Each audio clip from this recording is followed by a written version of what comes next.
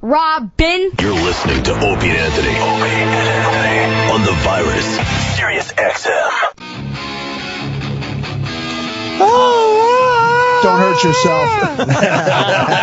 Don't hurt An entire generation and a half launching themselves off the top of Toyota Land Cruisers and trying to touch their toes. You can hear the belts popping. Pop, pop. Like this. Well, I would come out after a show. Yeah. And you would invariably see...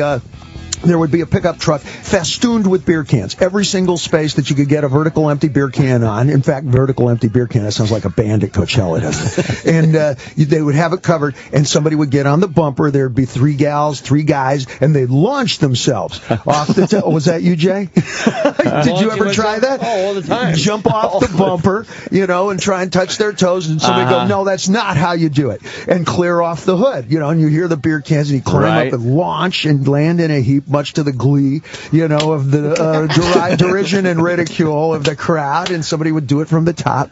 Yeah. Until somebody snapped a leg, probably. Dave told the best story on my podcast about Van Halen trying to expand the parameters. He said, like when you were a kid, you have bunk beds. Do you remember this whole thing he said? Oh, sure. It was amazing. Go ahead, do it, and I'll help you along. So let's see what you remember from it. When you're a kid, you have bunk beds. You put them a little farther apart, and you go, "Hey, let's see if we can make it this far apart from this bunk bed to that bunk bed." And then the whole band's like, "Oh, you know what? Put the bunk bed against the wall. I'm Eddie. I can do it better than Dave. I can do it better than Alex. And put it all the way across the wall. The ground is lava. If you touch the lava, you're out." Hot lava, you call it. Yes, you have 2 bunk beds. People say, Dave, why... interrupt me? I'm in the middle of a really good story here. Jesus Christ. What an ingrate. Your story. I tried to get you to tell it. I never got tired of doing that. You have 2 bunk beds. My sister slept in one, I was in the other. And you would jump across one to the other and go, hot lava, hot lava. And you didn't want to fall in. Well, you start off with a foot in between. And then, of course, they try and up the ante. You put it 2 feet apart. Sure. You go, hot lava, hot lava. And my career has been kind of the same based on that ever since the beginning. Farther and farther apart. How far away can we move and still survive? What can we do musically that's going to push the advantage a little bit more? What can we try on stage? What can we do on the album cover this time? That's farther and farther. Inevitably, you're going to fall into the hot lava. To the hot lava, yeah. And that's your best drinking story. And the record company comes in, like, with, we got ideas for this album. You guys could maybe take it in this direction. And Dave was like, no, you don't understand. We've already had the beds. They're in different rooms. We put one outside, and we jumped from the second-story window.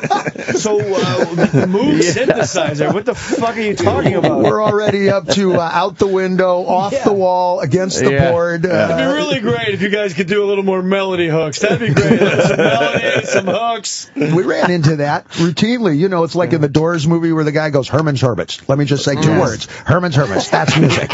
Oh, wow. Yeah. I love Herman. Yeah. A lot of people try to influence what you do musically, I'm sure, over the years. Well, it's vicarious. It's vicarious. When you say party like a rock star, who do you think they're talking to? You're talking to the rock star, you assholes. When a girl says, fuck me like a rock star, who do you think she's talking about? Diamond Dave?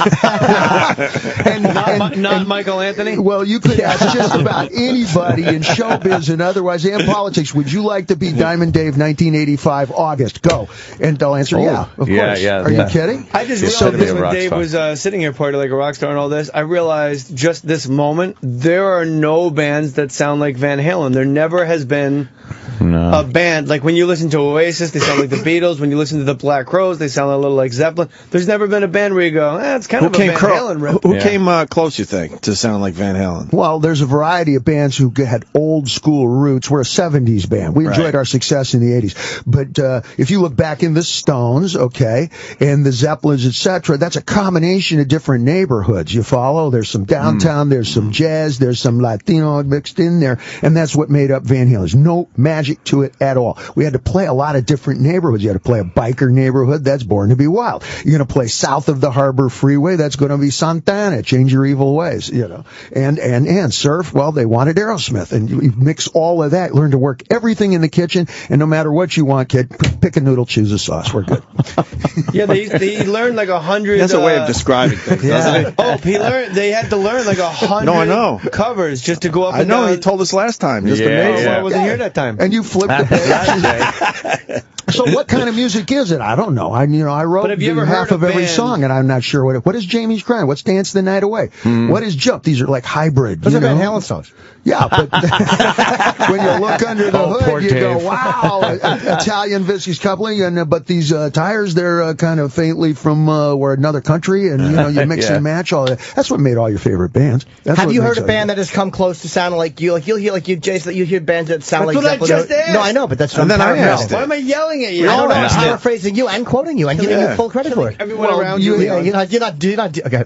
We came from theory and orchestration. We went to professional music schools. We Nerds. did, and then we took a left and kept on going. We completely downtowned it. So you got a balance there. Between because Eddie had quite a unique guitar sound, and you obviously vocally had a very unique vocal style. So to get that to happen again somewhere else.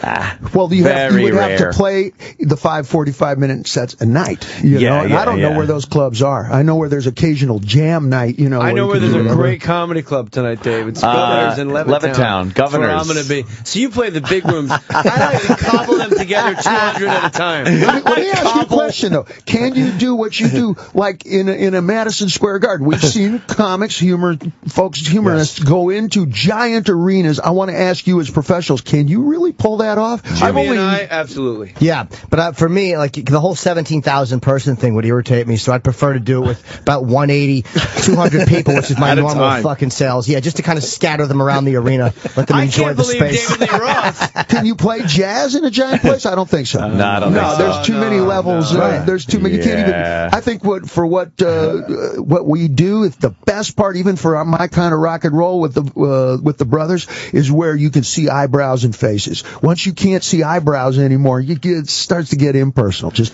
draw the line right there. Quite a few gigs where you weren't seeing fucking people. It was that far. Eyebrows. I can't believe David Lee Roth agreed to open for me at West Hampton Performing Arts Center Sunday. Oh, that's really? That's just incredible, Dave. Thanks. Wow. Well, we're going to do. I'm actually going to. If you call up and name David Lee Roth's first record he ever bought, because I know the answer. Oh, you got a good memory for that, right? Well, it's not every day David Lee Roth's in your fucking garage. No, don't give any hints, because they're going to call up for free tickets. I'm singing it. All right, or you can sing it. Go ahead, I'll be the background music for the next few jokes. Did you see the Phil Spector movie? I did, in fact. Yeah. How great was that? It was kind of frightening, because that's that's a temptation. That's a place that and the last scenes of There Will Be Blood with Daniel Day-Lewis kind of takes place in the same kind of house, and I have one of those checkerboard hallways. It's hard to tell if that's a stairway to heaven or a stairway to somewhere really, really fun. I like the Liberace movie so much. I'm not, no jokes. Behind the Candelabra. HBO at this point needs like their own Academy Awards. Like this is ridiculous.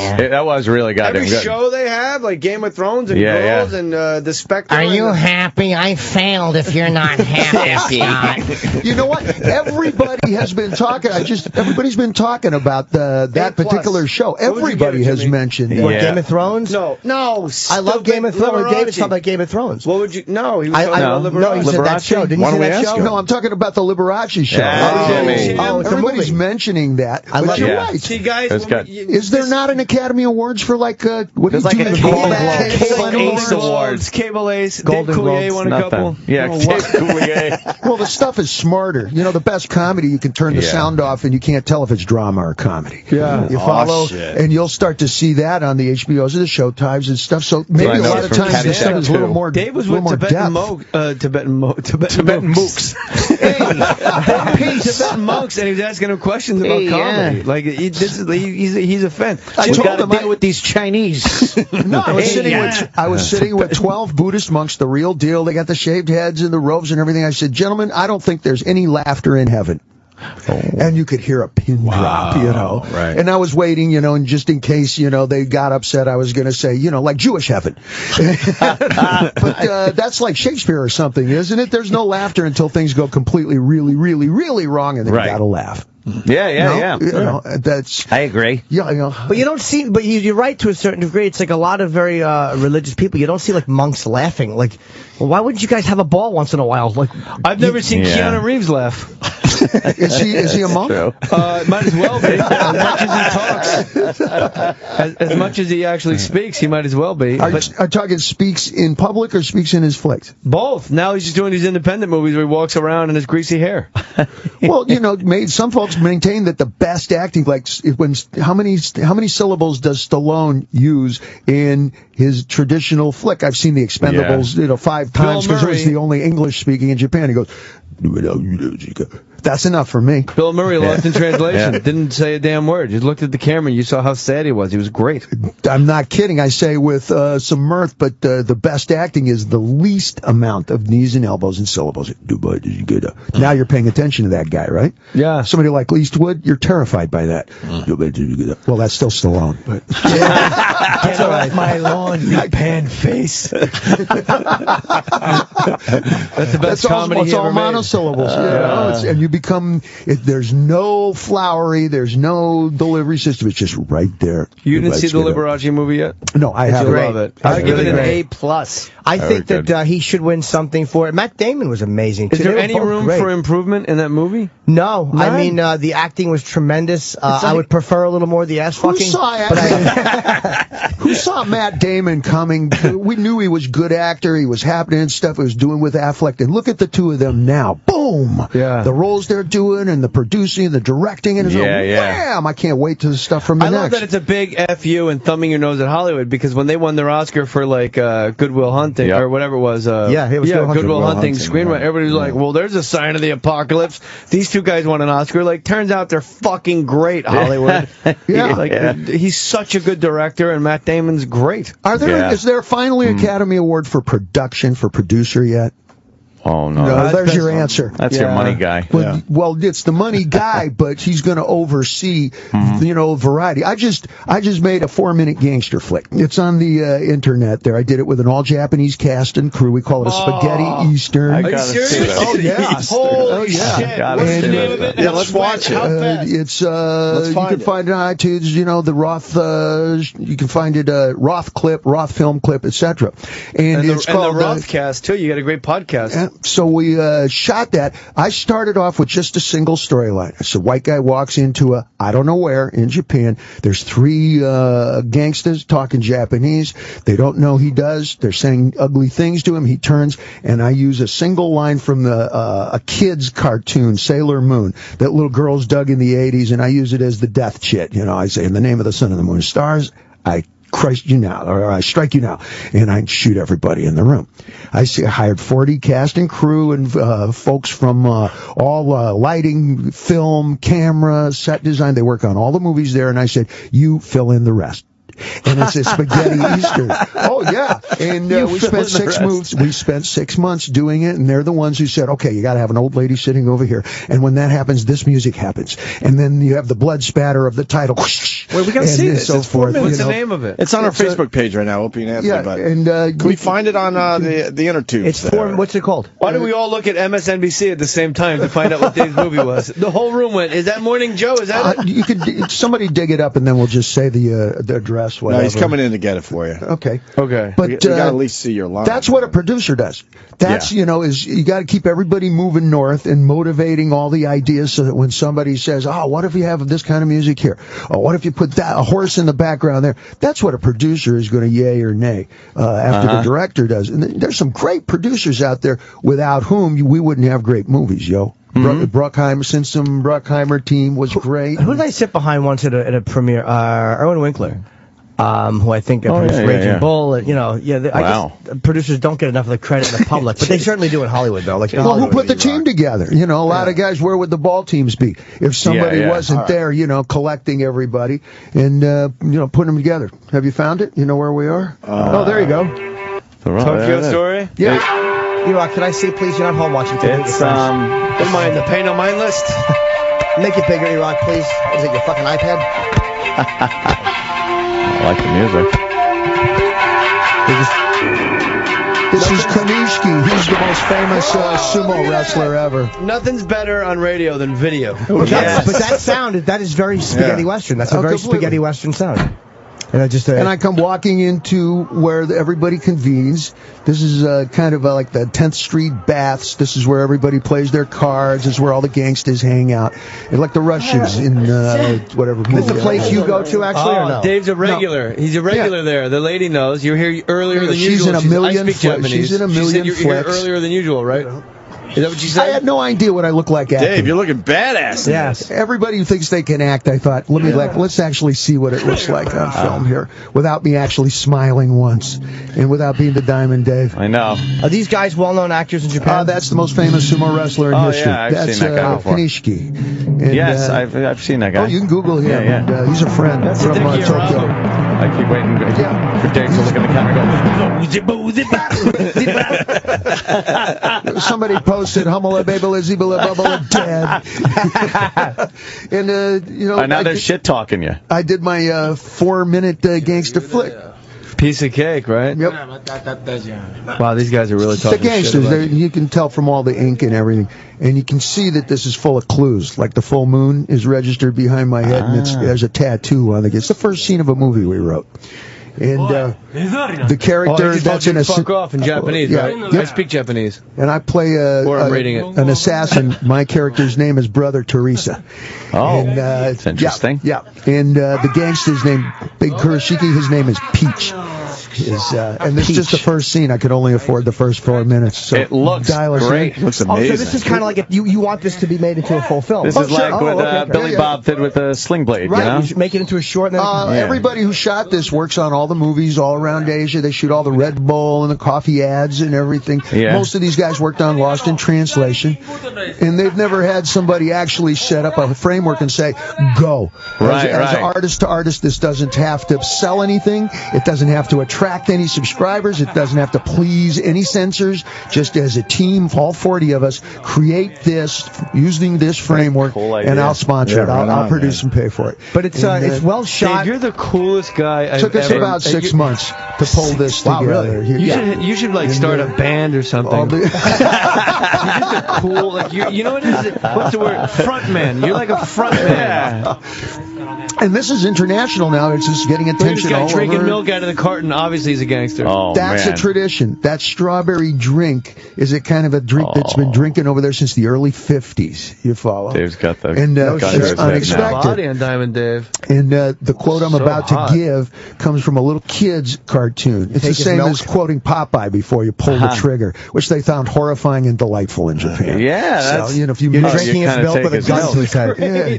And that's my audition reel. We're launching my film career here today. That is, you know what? It's great. I'm not seeing anything where I'm taken out of this. This is like... It's a real film. You're not lactose intolerant, I hope. Very compelling. And I say it with the perfect accent.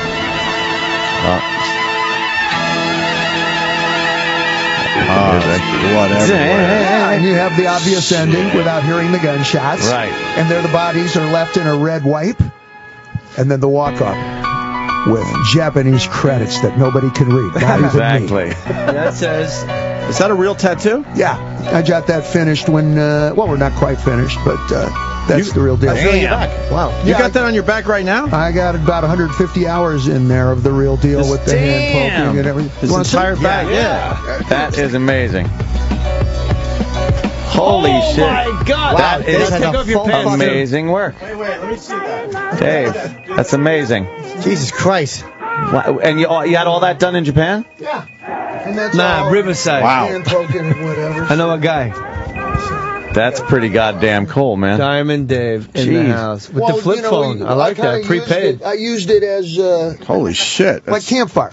When you get around and to pass the news of the day, try out my language lesson that day. I went to school 2 hours a day for language, and here's my latest stuff, and what are you seeing on the tube, and planning and stuff. So it's not just getting the ink. It's a 1,000-year-old newspaper. So what's up today? Hey, long time no see. experience you could have over there, I guess, educates you to everything, the culture, the language. Oh, yeah, you bet. Yeah. But you don't have any other tattoos, just one giant piece on your back. Yeah, pretty much. Wow. You know, so pretty awesome. Yeah. I like the way that was fucking shot, man. It reminded me certain moments like the way John Woo's shoot. You ever watch John Woo's stuff? Of course. And I love that type of. That's like a really an Asian way of shooting. For some reason, they don't shoot that way in America, and I love the way that stuff is done. Like I was the only.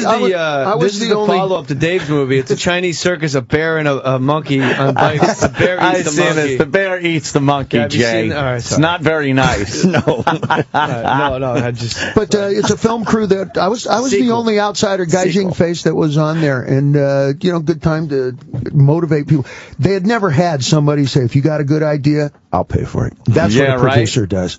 And everybody was going, "Oh, the music goes here, but not that kind of instrument." And then don't hear the gunshots. That's not traditional. Right. Skip the gunshots and show the drip. Oh, okay, all right. And it just made sense to me. And I was just kind of wander from department to department going, how about a little more of that? That was good. Can you turn that up louder? And, how cool. Dave has an apartment in Japan. Like, it's where he lives most of the time. You're the coolest guy. I just finished a year overseas, and I'm dying. I'm done, and I'm back here for American culture.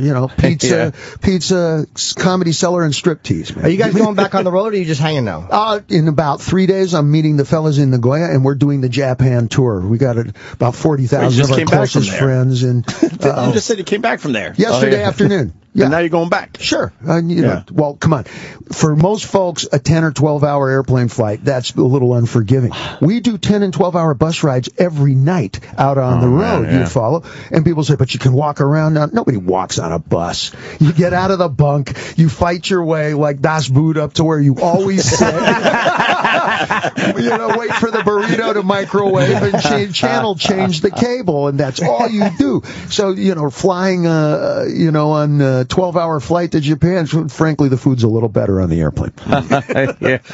And I'm sure, you get the lay-down seat. Which band is this you're going out with? Van Halen. We're playing Van Halen? Yeah, it's Eddie Halen, the guys. Heard of them, Jay? Up-and-coming guys? And there you go. We're doing Tokyo, Osaka, and Nagoya. We put this off. Ed was ill last season, so this is the delayed routine. Is that with Wolfgang on bass? Yep.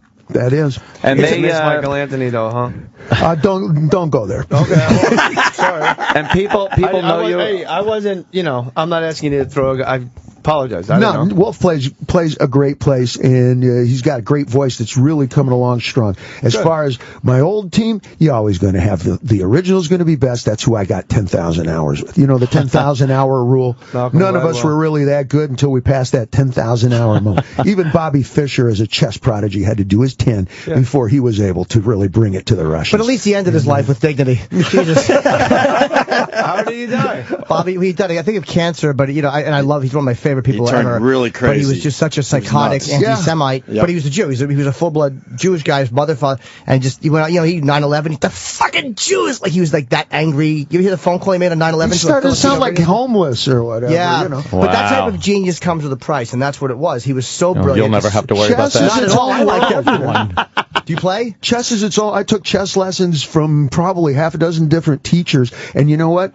I don't play a good game of chess, but I use it in real life constantly. I think 10 moves ahead. I had a great teacher, Mr. Gufeld he was the Soviet Socialist Republic coach from all of the 70s. And Edward Gufeld, and he would say, chess is gymnastic for brain. And he would, and he taught with his forearm. If I made a mistake, bam! He'd knock all the pieces off. He'd go, okay, Mr. Genius, now we try a memory to perfect again. And wow, what an asshole. Well, actually, all right, now wait, I'm going to translate this a little different. Anybody who cares enough to get that excited around me, I'm interested in. Because we make a living around people who are so blasé and full of savvy, and our agents and managers who've seen it all. And it's a good idea, guys, and whatever. Somebody gets excited enough to go, no! Oh, I'm interested in that kind of energy, especially if it's channeled my way. Bobby Fischer lost a huge match. When he's playing the Russians, some kid was just tapping his chess piece. Drove him nuts. On the side of the board. But it took him 2 days to realize he was playing out of his speed. He sped up. The kid sped him up. He just had a pawn. Holding a pawn. And as he was thinking, he would just go like this. And then Bobby Fischer was getting his teeth kicked in, and then I think it wound up in a draw because once he figured it out, he tuned it out. But the mind games those guys play are other levels. In Russia, if you won, you got to go spend 2 weeks in Cuba. And that's where he would train, okay? If you lost, you went the other way. Siberia, or this kind of a thing. Well, he accused those guys of cheating, too. He said that the Russians would manipulate and lose games to each other to position certain guys to play certain guy. He probably wasn't wrong. Bicycle racing. Yeah, that happens in NASCAR, too. It's like in bicycle racing. Don't they decide, okay, the guys who aren't the number one runner will lead the way until so-and-so can lunge forward or something? Yeah. They use a team mentality for national pride, because for the Soviets it was the important thing for the Russians to win, not for Kasparov or for individuals. It's for the friggin' Are we surprised? empire. Is there any sport that doesn't have cheating in it? Is there any sport that doesn't have steroids and blood doping? And really. I like the cheating. I like the steroids. If you're not cheating, you're not trying. Well, also, I like it. Right? I'd like to position a thought here that if you're going to get involved, as long as the other guy's using steroids, I don't care. It brings it all up to relative. It's all relative there. When you were a kid playing wiffle ball in the driveway, every once in a while you put a little pebble in the wiffle ball. You only get to throw that knuckleball once because the guy fouls it off. The ball, the little pebble flies out. And you're like, whoa! I don't even know if I can throw that one again. That was weird. Baseball is nothing but cheating. The curveball. Yeah. Stealing home. It's all larceny. Stealing.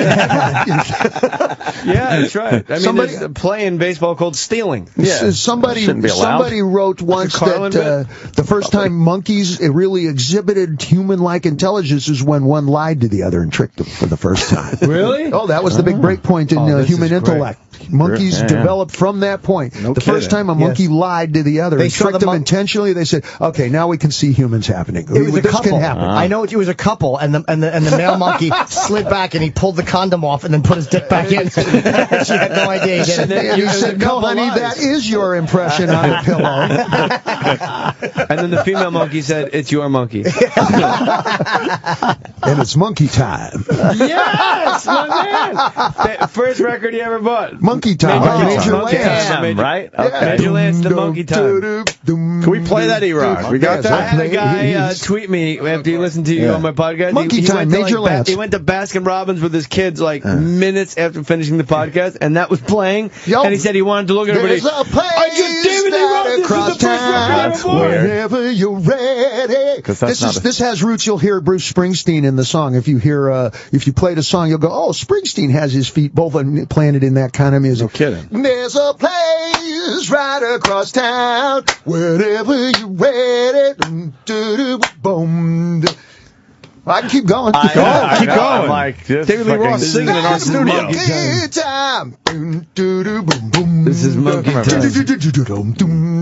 It's like, You remember that? I've never heard that. Once you play it, you'll kind of hear a little bit of it. Monkey time. Major Lance and monkey time. Major Lance and monkey time. It's 1960s New York City style rock. It's East Coast, and it's got like the Glock in the background. That ping, ding, ping, ping. Well, he looks for it. See, what's happening is it sounds like a lot of songs you've heard, right? And that's why I say Bruce, because I grew up around it too, and it's in the music. It's like Curry downtown. It's in everything. Right. And you hear that? It's happy and it's good dancing. Yeah. It's got brass. First record he ever bought. Monkey time. There's another version in here. All right, let me hear that version. Leave him alone. What are you doing? I want to hear the other version. Yeah, he's in the middle of singing. You want to put something else on? I want to hear the other version. You guys like Chumbawamba?